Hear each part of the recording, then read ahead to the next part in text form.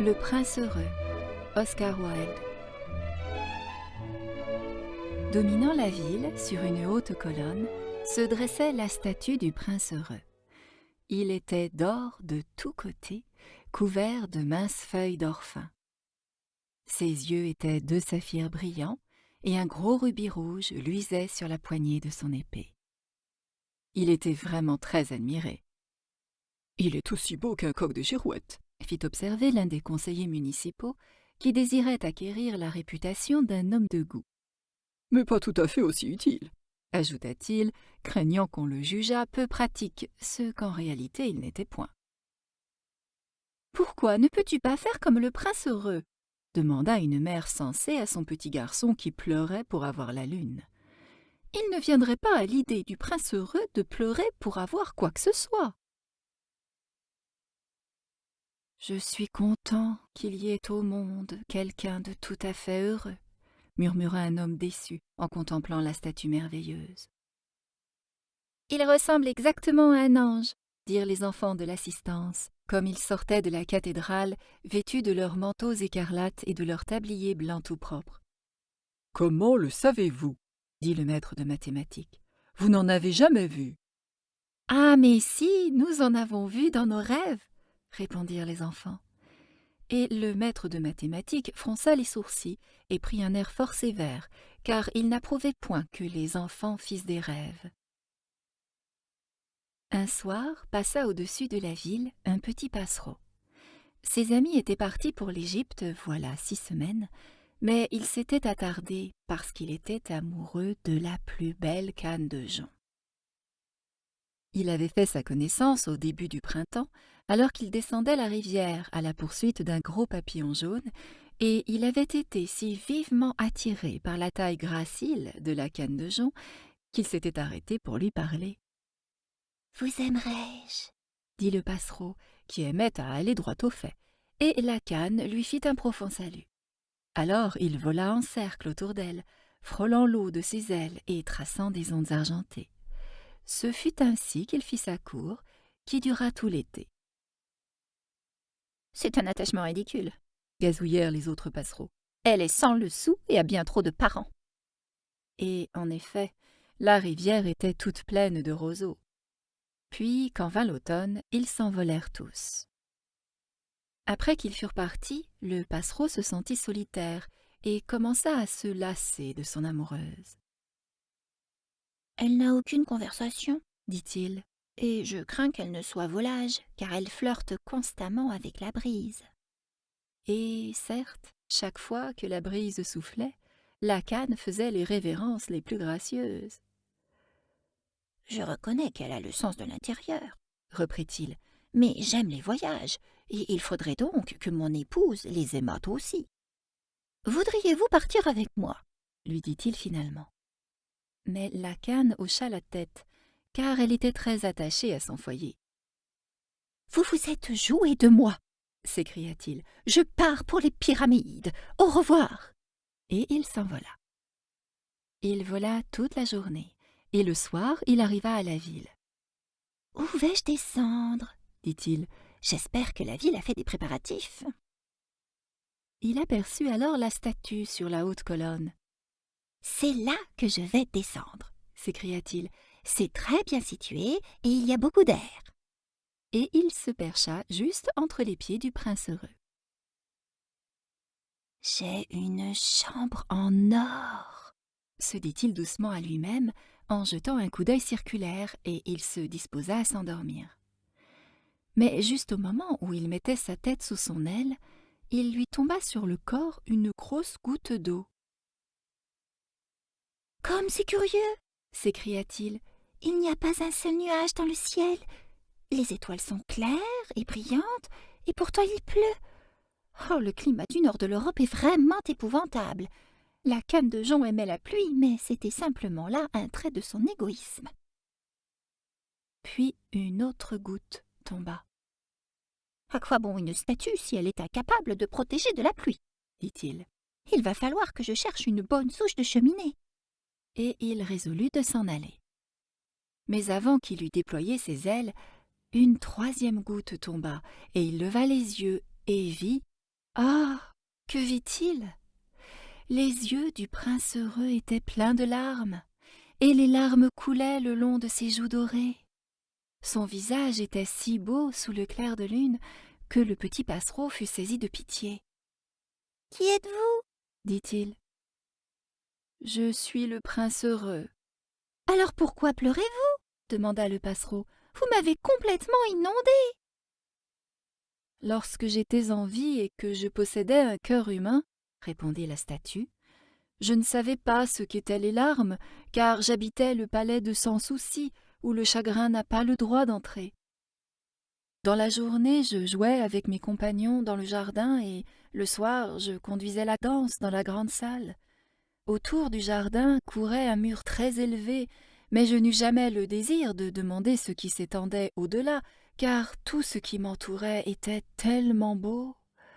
Mes courtisans m'appelaient le prince heureux, et certes, j'étais heureux, si le plaisir est le bonheur. J'ai vécu ainsi et je suis mort ainsi.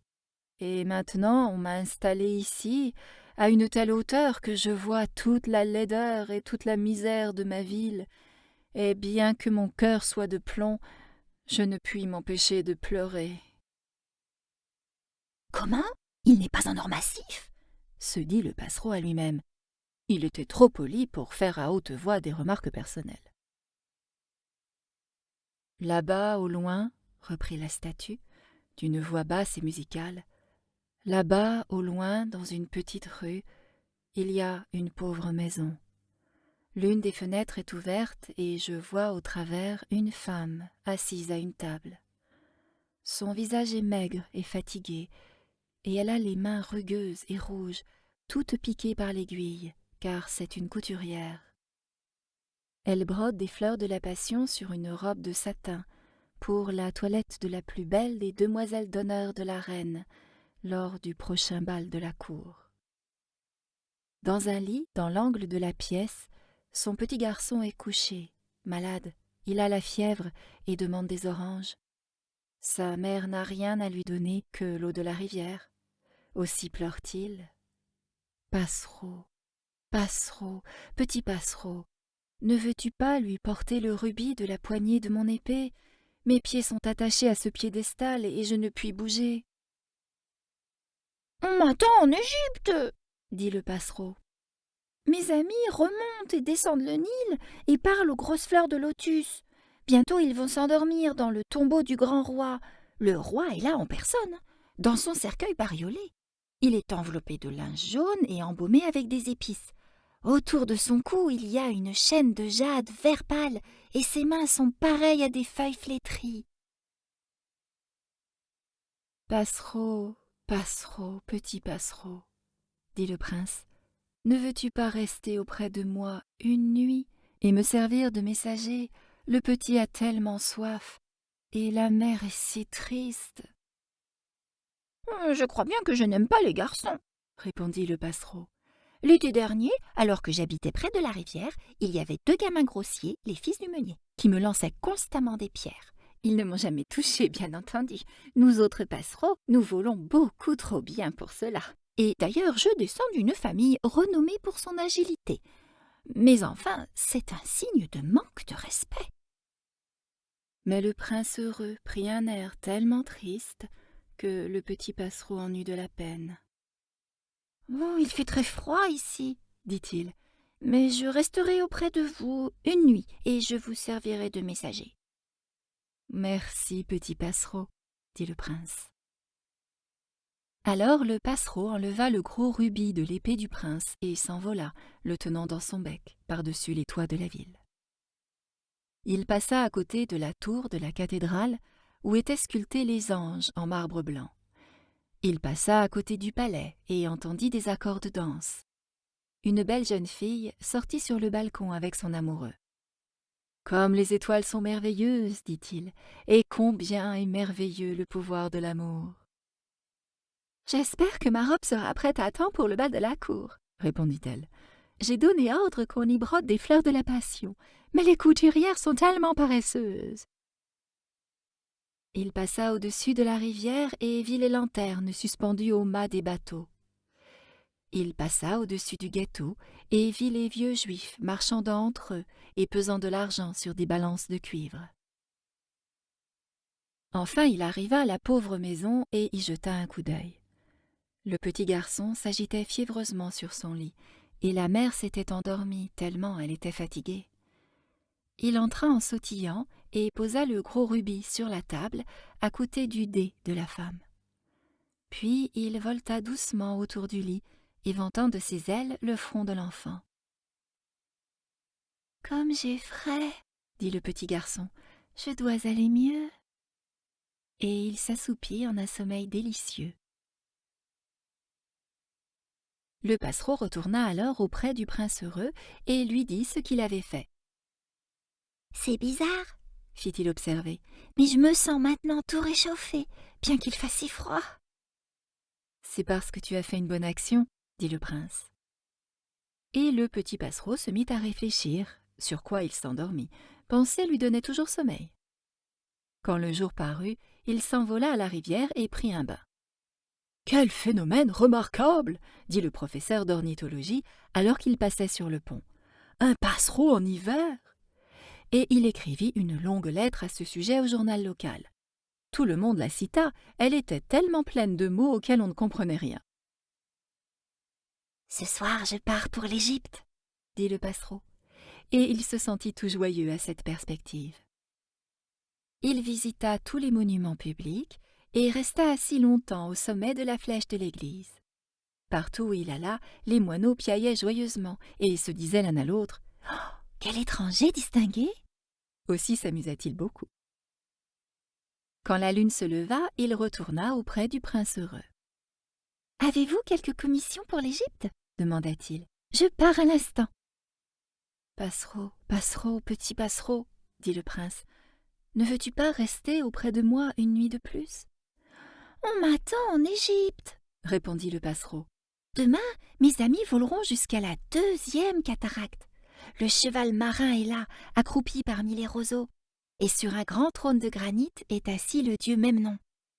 Toute la nuit, il contemple les étoiles, et quand paraît l'astre du matin, il pousse un cri de joie, puis il reste silencieux. À midi, les lions jaunes descendent au bord de l'eau pour boire. Ils ont des yeux pareils à des béryls verts, et leur rugissement est plus bruyant que le fracas de la cataracte. « Passereau, passereau, petit passereau, » dit le prince. « Au loin, là-bas, dans la ville, je vois un jeune homme dans une mansarde. Il est penché sur un bureau couvert de papier, et dans un verre, à côté de lui, il y a un bouquet de violettes fanées.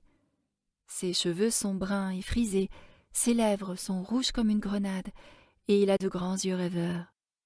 Il essaie de terminer une pièce pour le directeur du théâtre, mais il fait trop froid pour qu'il puisse écrire davantage.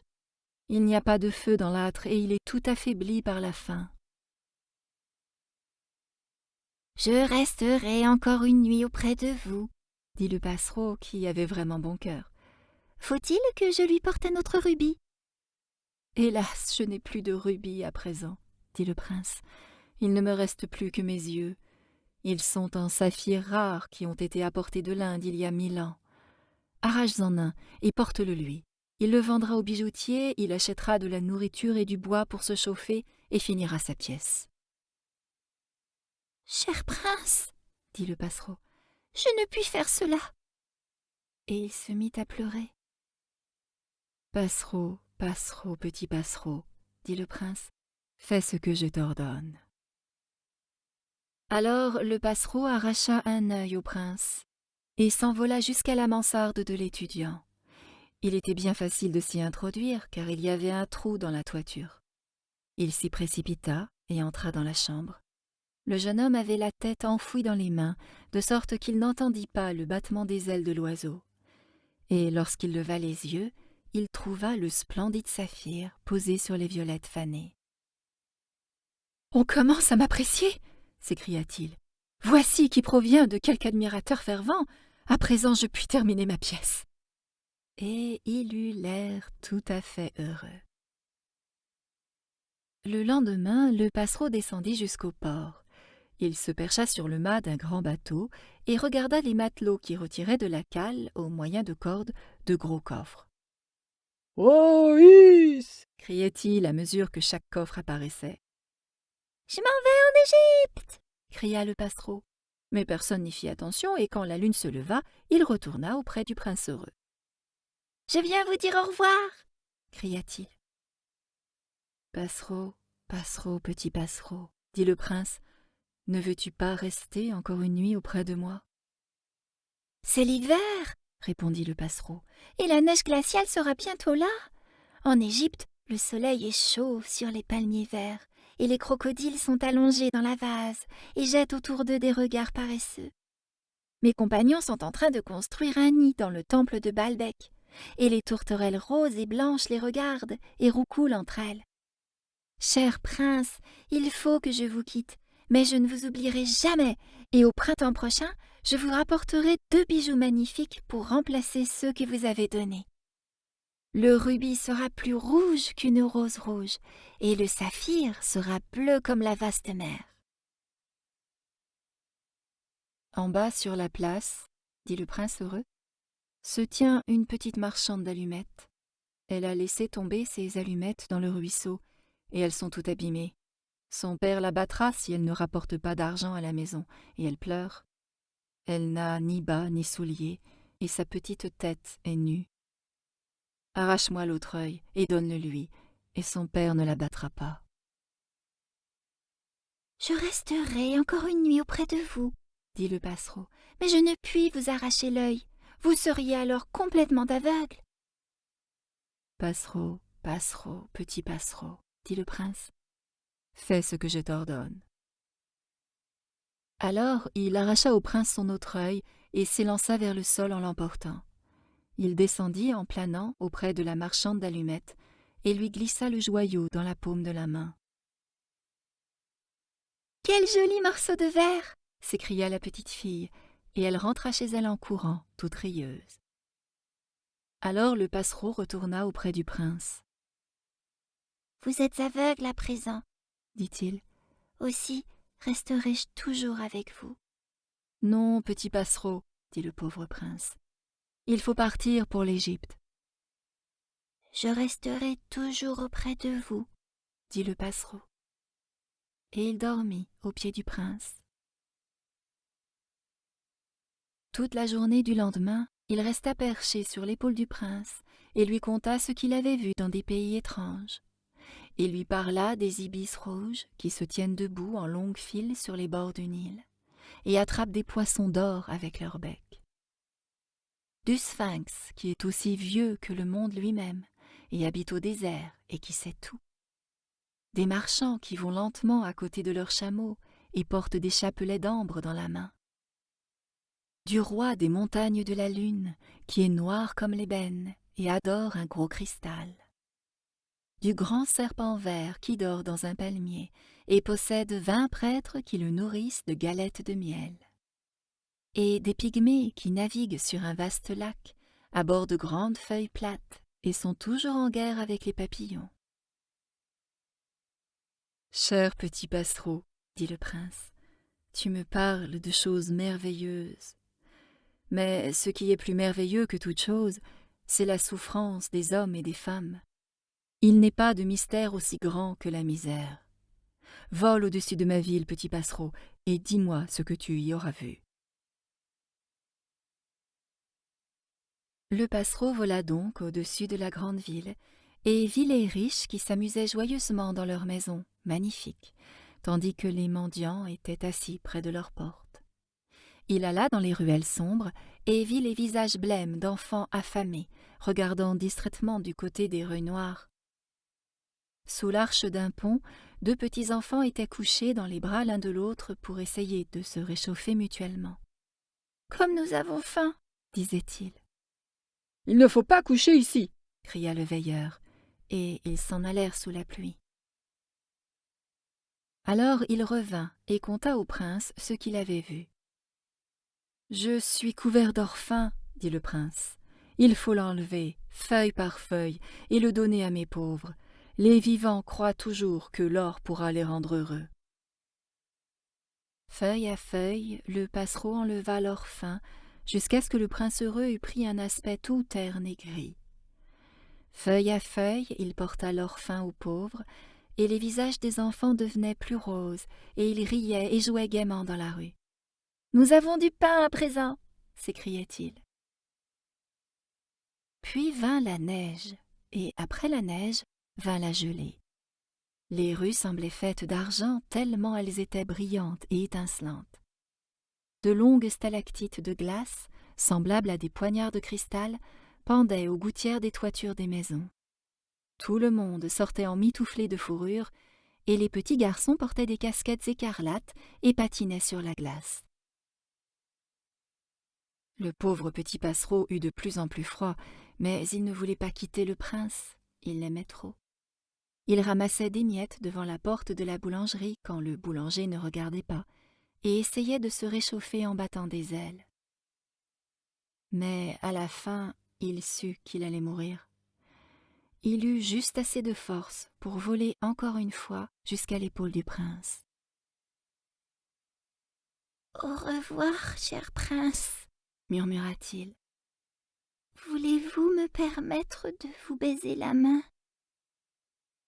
Je suis content que tu partes pour l'Égypte, petit passereau, » dit le prince. « Tu es resté ici trop longtemps, mais il faut m'embrasser sur les lèvres, car je t'aime. »«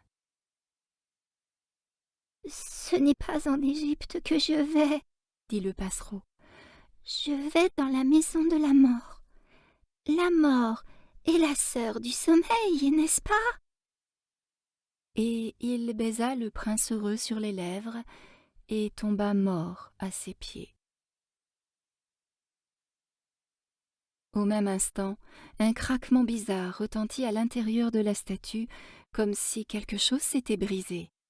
En vérité, le cœur de plomb s'était cassé net en deux. Oui, il gelait terriblement. Le lendemain matin, de bonne heure, le maire se promenait en bas sur la place en compagnie des conseillers municipaux. Comme il passait devant la colonne, il leva les yeux sur la statue. « Mon Dieu, comme le prince heureux a l'air déguenillé !» dit-il. « Bien déguenillé, en effet !» s'écrièrent les conseillers municipaux qui étaient toujours de l'avis du maire. Et ils vinrent l'examiner. « Le rubis est tombé de son épée, ses yeux ont disparu et il n'est plus doré, » dit le maire. « En fait, il ne vaut guère mieux qu'un mendiant. »« Guère mieux qu'un mendiant !» dirent les conseillers municipaux. « Et voici bel et bien un oiseau mort à ses pieds, » reprit le maire. « Il faudra vraiment promulguer un arrêté interdisant aux oiseaux de mourir ici. » Et le secrétaire de la mairie prit note de cette proposition. Alors on démolit la statue du prince heureux. « Comme il n'est plus beau, il n'est plus utile, » dit le professeur d'art à l'université. On fit alors fondre la statue dans un fourneau de forge, et le maire convoqua le conseil afin de décider de ce qu'on ferait du métal. « Il nous faut une autre statue, bien entendu, » dit-il. « Et ce sera une statue de moi. »« De moi !» dit chacun des conseillers municipaux, et ils se disputèrent. La dernière fois que j'ai entendu parler d'eux, ils se disputaient encore. « Comme c'est étrange, » dit le contremaître de la fonderie. « Ce cœur de plomb brisé ne fond pas dans le fourneau. Il faut le jeter. » Et on le jeta sur un tas d'ordures où gisait également le passereau mort. « Apportez-moi les 2 objets les plus précieux de la ville, » dit Dieu à l'un de ses anges. Et l'ange lui apporta le cœur de plomb et l'oiseau mort. « Tu as bien choisi, » dit Dieu, « car dans mon jardin du paradis, ce petit oiseau chantera à tout jamais, et dans ma ville d'or, le prince heureux dira mes louanges. »